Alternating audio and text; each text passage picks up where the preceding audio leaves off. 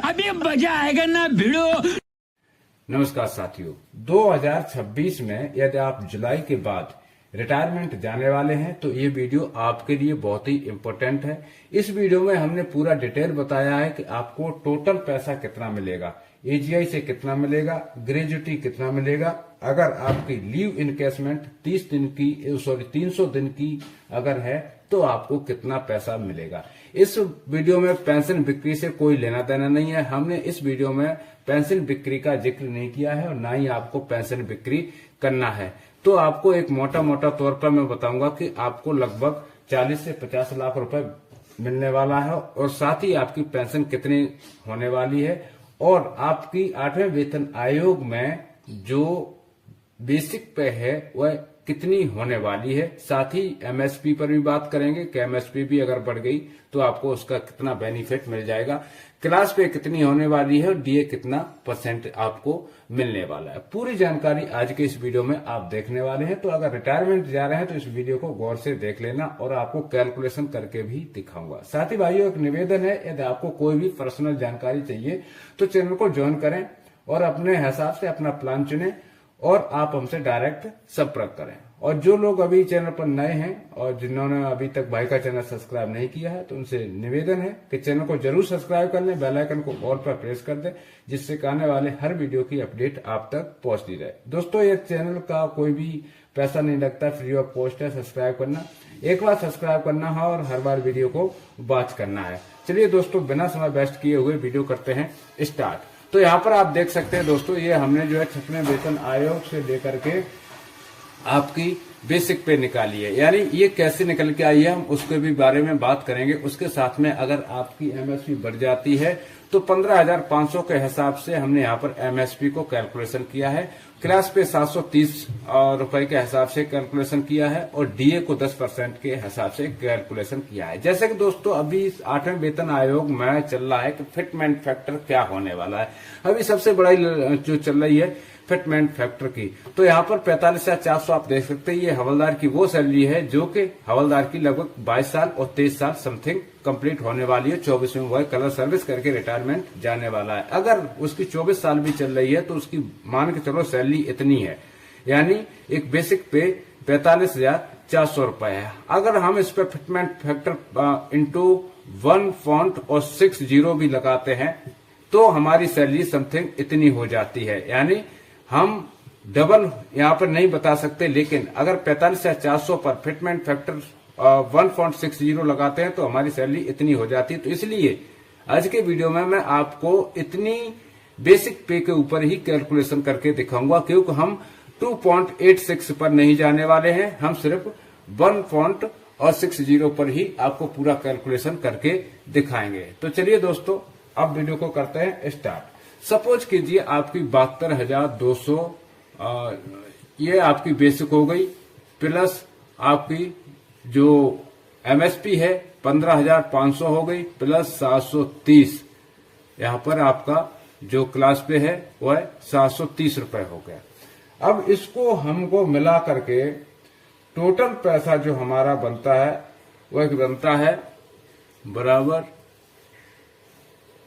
यहाँ पर 88,094 इतना हमारा पैसा यहाँ पर बना है।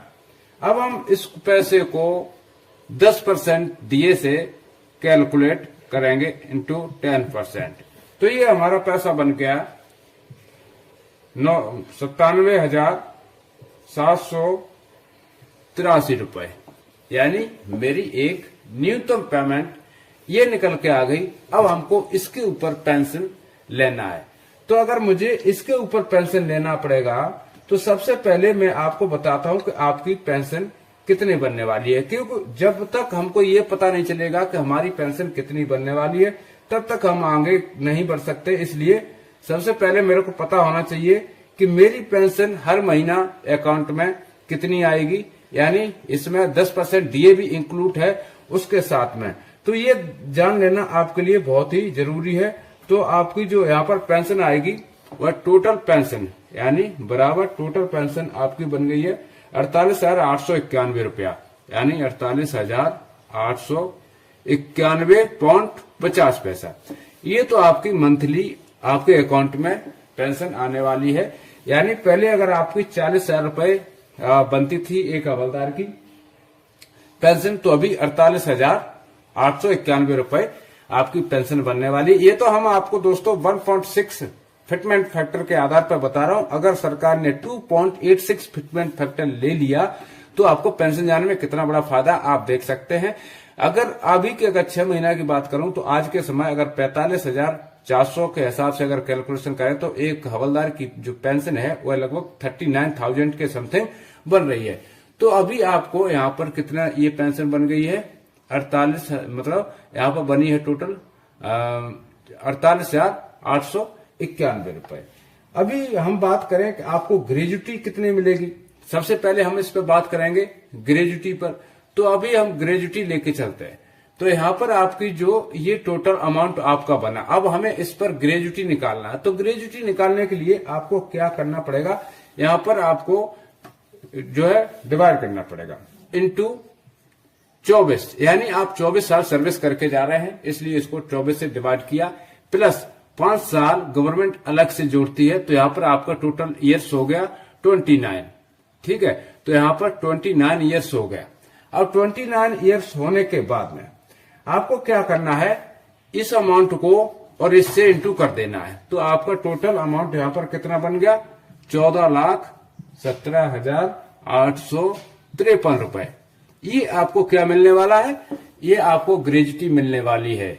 किसमें 2026 में आपका वेतन आयोग होने वाला है उसमें। तो ये दोस्तों आपकी क्या हो गई, ग्रेजुटी हो गई कितनी 14,17,853 रुपए। और ये पैसा आपका जमा नहीं होता, ये गवर्नमेंट खाते से आपको पैसा दिया जाता है और यही एक बड़ा बेनिफिट होता है। अभी हम बात कर लेते हैं लीव इनकेसमेंट का। तो लीव इनकेसमेंट का कितना पैसा मिलता है तो आपको बता दूं, जैसे कि आप मान के चलिए आज आपकी सैलरी यहाँ पर कितनी है, यहाँ पर आपकी सैलरी पहले मैंने यहाँ पर डिवाइड किया था, उसके हिसाब से आपकी सैलरी यहाँ पर बनी थी 97,783, 97,783, ठीक है। अब इसमें आपको 30 का भाग दे देना है, ठीक है। तो आपकी एक दिन की सैलरी कितनी निकल के आ गई है 3259 रुपए, यानी एक दिन की सैलरी आपकी निकल के इतनी आ गई है, ठीक है।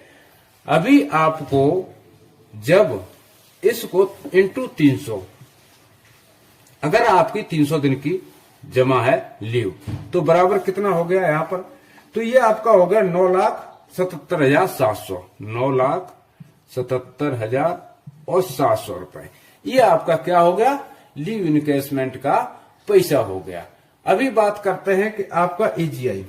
तो एजीआई का दोस्तों मैं बता दूं, जैसे कि आप शायद आपको नहीं मालूम होगा, लेकिन अगर मैं 2003 से बात करूं तो 2003 में जो एजीआई था 500 रुपए था, 2005 में 750 हुआ, 2009 में 1,090 हुआ और 2011 में 2,000 हुआ और 2013 में 2,500 हुआ, 2022 में 5,000 हुआ और 2025 में 7,500 रुपए हुआ।